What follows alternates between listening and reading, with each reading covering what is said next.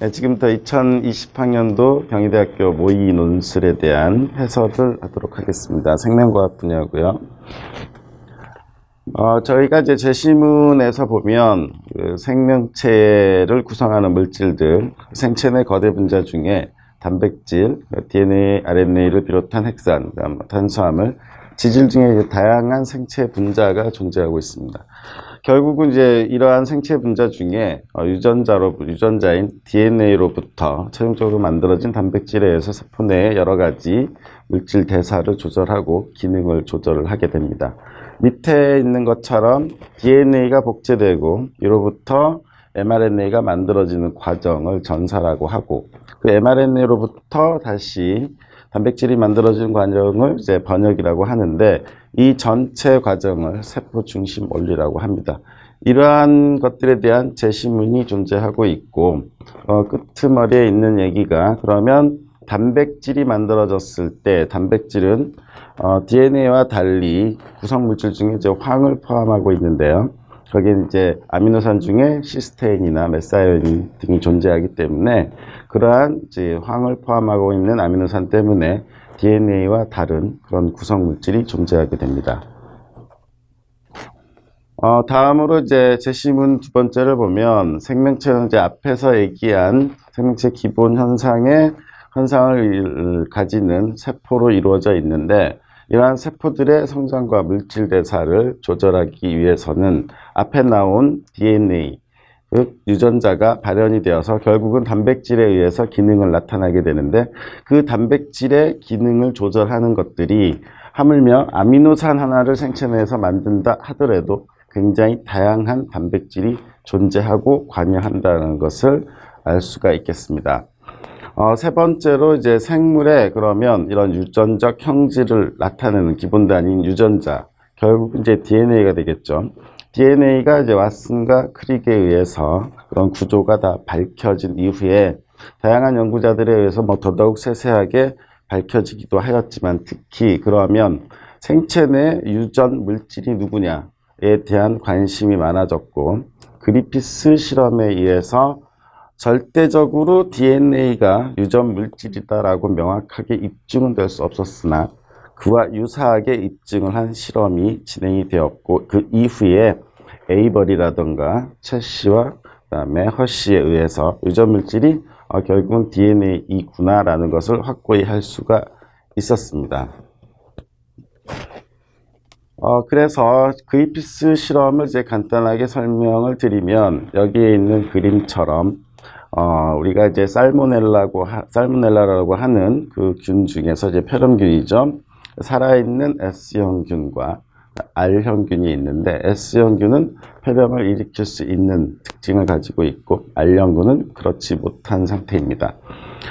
둘 다 열 처리를 하게 되면 세포가 이제 사멸을 하게 되는데, 그러면 현재 우리가 알고 있는 지식 수준에서는 DNA와 단백질을 구분할 수가 있기 때문에 어느 정도의 열을 처리를 했을 때 이 세포는 죽지만 DNA는 복구가 될 수 있다는 것을 현재는 알고 있고, 또한 이제 단백질은 약간의 열만을 가해도 변성이기 때문에 세포가 죽었을 때 그 단백질의 기능을 잃는다는 것은 현재는 알고 있습니다. 다만 그리피스 실험 당시에 이러한 명확한 기능과 구조적인 것들이 밝혀져 있지 않았었기 때문에, 그러한 것들이 이제 열 처리했을 때 DNA는 복구가 돼서 그 DNA에 의해서 유전 형질이 전환이 될 수 있다라는 것들은 명확하게 밝힐 수가 없었습니다. 그 당시에는. 그래서 이러한 걸 가지고 저희가 이해를 하고 있는지에 대한 문제를 제시를 하게 되었습니다. 앞에서 말씀드린 것처럼 이제 그리피스 실험에서의 그 한계점을 가지고 에이버리의 실험에서는, 그러면 이제 그럼 실제로 이제 DNA냐 단백질이냐 또 다른 지질 또는 또 다른 물질이냐를 판단하기 위해서 우리가 이제 살아있는 S형균을 열 처리를 하기 전에 아예 이것들을 전부 다 추출을 할 수도 있지만, 그 당시에는 이제 열 처리를 해서 죽었을 때 어떠한 것이 그러면 유전 물질인가를 밝히기 위해서 S형균을 열 처리한 다음에 세포를 이제 추출을 하고 DNA가 있는 부분, RNA가 있는 부분, 그 다음에 뭐 당이 있는 부분, 지질이 있는 부분을 이제 분리해서 주입을 할 수 있는 실험도 할 수 있겠지만, 그보다 더 간단하게는 전체에 있는 S형의 세포 추출물에다가 DNA를 파괴할 수 있는 효소를 처리하거나 RNA를 파괴할 수 있는 효소를 처리하거나 아니면 단백질을 분해할 수 있는 효소를 처리했을 때 과연 이것이 결과가 어떻게 나타나는가. 여기서 보는 것처럼 단백질 분해 효소를 처리하였을 때 단백질이 파괴가 되기 때문에 그것이 R형균과 혼합이 되었을 때 만약에 살아난다라면 그러면 결국은 이제 그 단백질에 의한 것은 아니라는 것이 되겠죠. 그리고 이제 결국은 단백질 분해 요소를 처리했음에도 불구하고 쥐는 죽었기 때문에, 그리고 나타난 게 살아있는 S형균이기 때문에 단백질이 여기에 관여하진 않았다.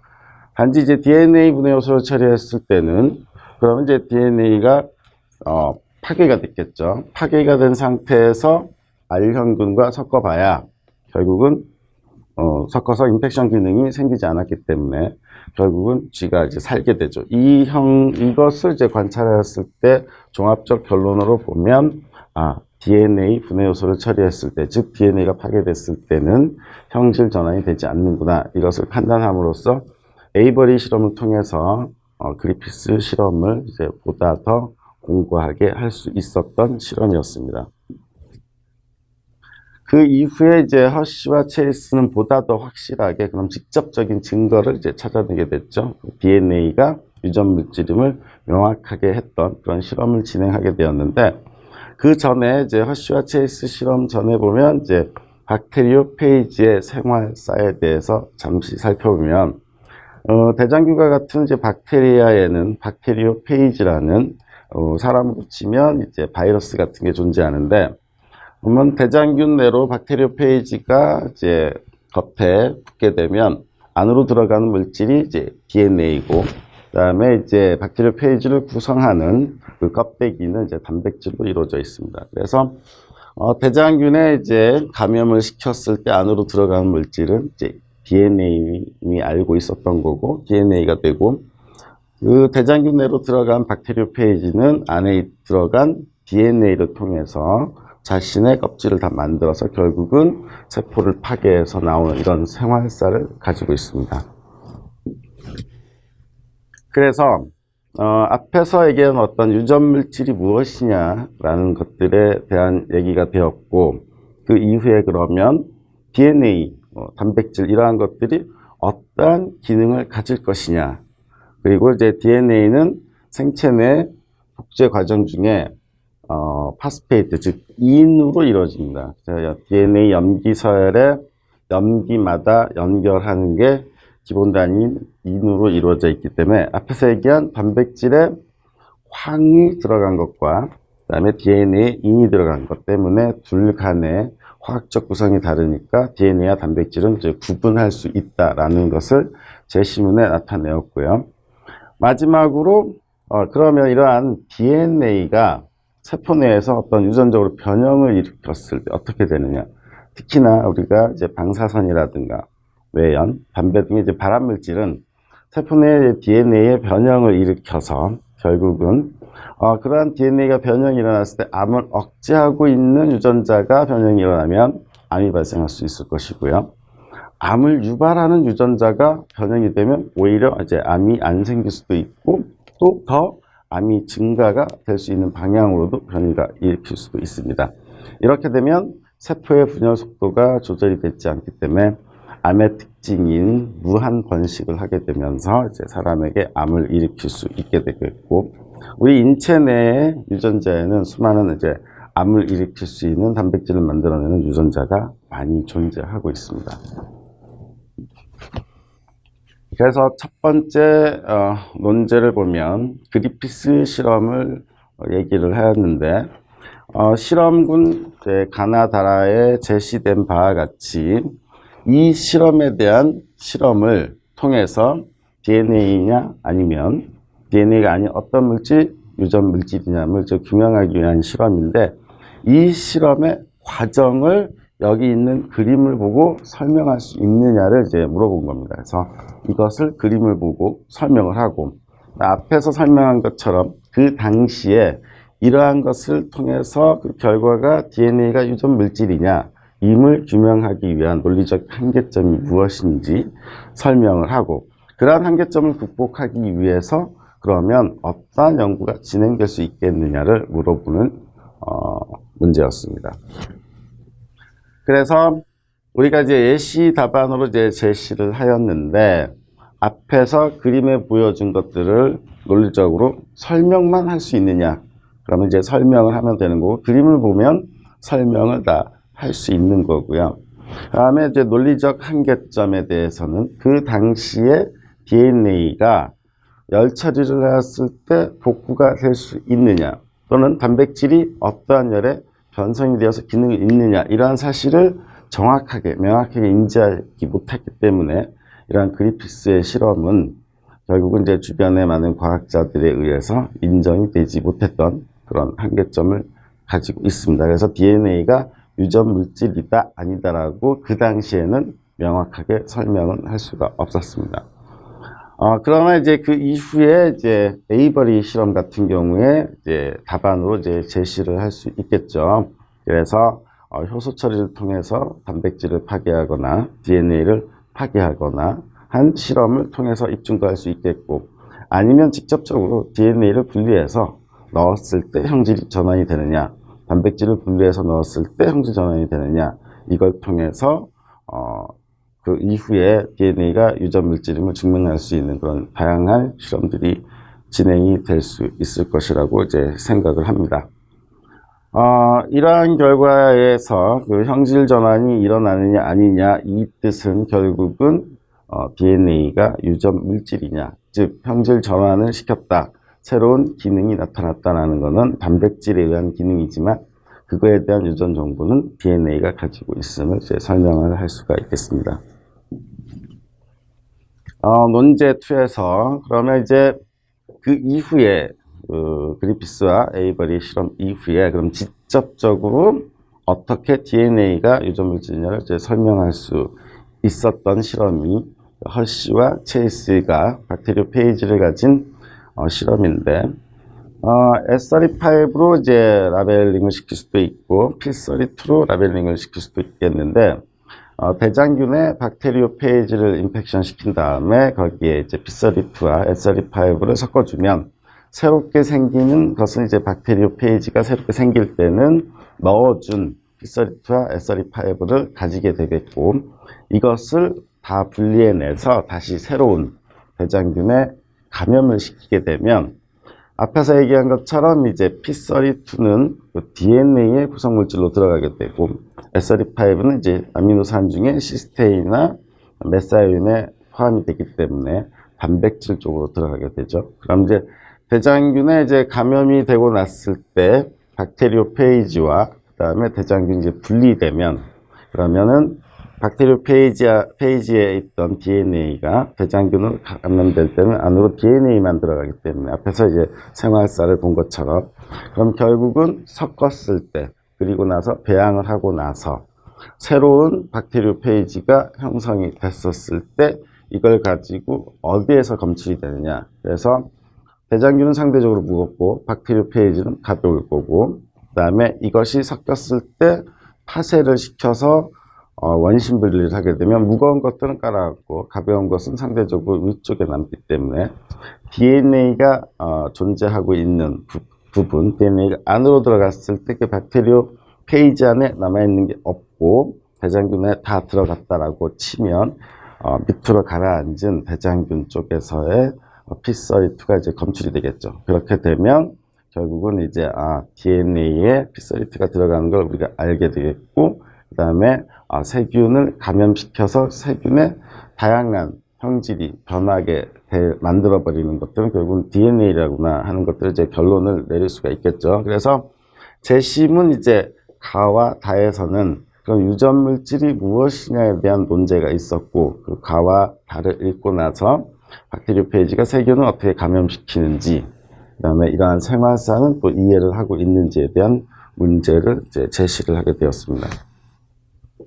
그래서 이제 예시 답안으로서 실험에 대한 허쉬와 체이스에 대한 실험에 대한 과정을 어느 정도 이제 설명을 하면서 대장균 안으로 DNA가 들어가는 것을 이제 이해를 하고 있는지, 그래서 결국은 이것 때문에 유전 물질이 무엇인지를 명확하게 밝히고 있는지에 대해서, 이해를 하고 있는지에 대해서 설명을 하고, 박테리오페이지가 세균 안에 침투가 됐을 때 어떻게 복제가 돼서 어떻게 바깥으로 다시 배출이 되어서 박테리오페이지가 완전히 하나의 라이프 사이클로 돌아가는지를 알고 있느냐에 대한 답안이 이제 제출이 되면 될 것 같습니다. 마지막으로 이제 우리가 이제 암 환자인지 아닌지 여러 가지 이제 진단을 하겠죠. 그래서 사람의 정상적인 조직에서 떼어났거나 또는 사람의 이제 암 조직에서 떼어난 그런 조직, 즉 세포를 가지고 그 안에 있는 특정한 이제 암 억제 유전자의 발현은 어떻게 되고 있고, 암 발현 유전자가 어떤 거 있는지를 판단을 해서 이제 암 치료에 사용을 하고 있습니다. 자, 여기에서의 이제 논제는 특정한 이제 암 억제 유전자인 X라는 유전자가 있다라면, 암을 억제하고 있는 유전자가 발현이 감소가 되면 결국은 이제 암의 형질이 나타나게 되겠죠. 근데 이제 여기에서 보면 비정상적으로 분열해서 암의 형질을 띠고 있는 위 세포에서 X 유전자, 즉 암을 억제하고 있는 유전자의 염기서열을 분석해 보니까 전혀 염기서열에 변화가 없었다. 그러면 암의 형질을 띨 수가 없겠죠. 암을 억제를 하고 있기 때문에. 그럼에도 불구하고 배양된 위세포는 암의 형질을 가지고 있습니다. 그러면 앞에서 제시한 나와 라에 의해서, 그러면 우리가 DNA가, 그러니까 유전자가 단백질을 만들어내는 암 억제 단백질도 이제 유전자가 발현을 하겠죠. 그러한 이제 근거 제시문을 나타내었고요. 특히나 이제 DNA로부터 mRNA가 만들어지는 전사 단계, 그 다음에 mRNA에서 프로테인, 단백질이 만들어지는 번역 단계, 세포 중심 원리가 제시문에 되어 있기 때문에 그걸 통해서 이러한 X 유전자의 염기서열의 변화 없이 암의 형질이 어떻게 나타날 수 있었는지, 이것을 이제 설명을 하라는 논제를 이제 제시를 하였습니다. 결국은 이제 우리가 여러 가지 이제 전사나 번역 단계에서 유전자의 염기서열이 변화가 없더라도 그런 과정 중에 오류가 발생할 수 있게 됩니다. 그래서 전사 단계에서 오류가 생겼거나 그 다음에 번역 단계에서 오류가 생겨서 정상적인 암을 억제할 수 있는 단백질이 만들어지지 않는다라면 암이 발현이 될 수가 있겠죠.